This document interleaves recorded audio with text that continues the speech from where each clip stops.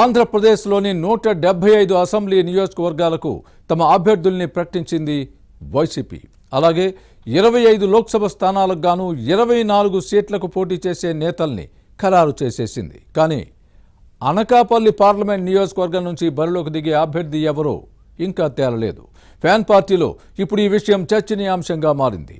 Anakapalli సీటుకు YCP అభ్యర్థిని ప్రకటించకపోవడానికి కారణమేంటి?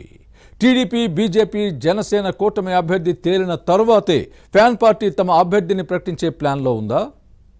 Was the story?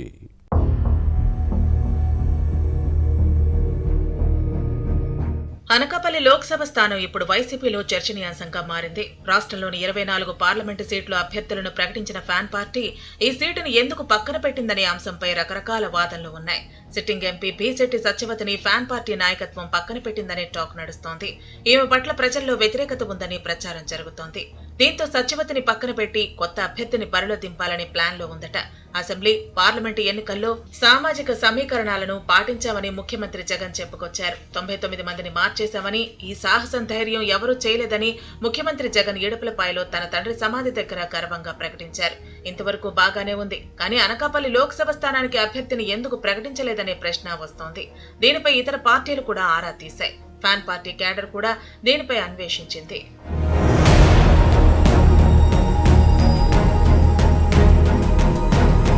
మరోవైపు TDP, Janasena పొత్తులో భాగంగా అనకాపల్లి లోక్సభ సీటును తొలుత జనసేనకు కేటాయించింది. మెగా బ్రదర్ నాగబాబు పోటీ చేస్తారని ప్రచారం జరిగింది. ఆ తర్వాత బీజేపీ పొత్తులోకి రావడంతో కేంద్ర మంత్రి గజేంద్ర సింగ్ షెకావత్ తెలుగుదేశం అధినేత చంద్రబాబుతో సమావేశమై చర్చించారు. అప్పుడు అనకాపల్లి లోక్సభ స్థానాన్ని బీజేపీకి కేటాయించారు. దీంతో వైసీపీ అభ్యర్థి ఎంపికకు బ్రేక్ పడిందనే టాక్ నడుస్తోంది. కమలదళం నుంచి పోటీ చేసే అభ్యర్థి తేలిన తర్వాతే తమ అభ్యర్థిని ప్రకటించాలని ఫ్యాన్ పార్టీ నిర్ణయించినట్టు సమాచారం. కానీ ఇప్పటి వరకు తమ అభ్యర్థి ఎవరనేది తేల్చలేదు.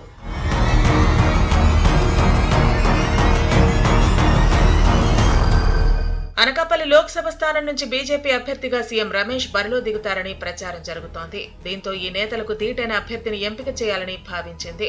రమేష్ కాకుండా వైసీపీ నేతలతో అనధికారికంగా టచ్ లో ఉన్న బీజేపీ నేత పోటీ చేస్తే ఓ అనామక అభ్యర్థిని బరిలో దింపాలనే ప్లాన్ లో ఫ్యాన్ పార్టీ అధినాయకత్వం ఉందనే టాక్ నడుస్తోంది. ఆ నేత పోటీ చేస్తే పరోక్షంగా బీజేపీ గెలుపునకు సహకరించాలనే ఆలోచనలో అధికార పార్టీ నాయకత్వం ఉందట. ఆ నేతతో తమకు భవిష్యత్తులో అవసరాలు ఉంటాయని భావిస్తున్నారు.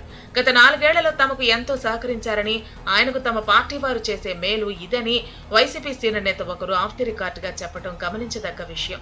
అనకాపల్లి లోక్సభ అభ్యర్థిని ప్రకటించకపోవడం వెనక వైసీపీ అసలు వ్యూహం ఇదని అధికార పార్టీ నేతలే గుసగుసలాడుతున్నారు. భవిష్యత్ పరిణామాలను పరిశీలించాలి.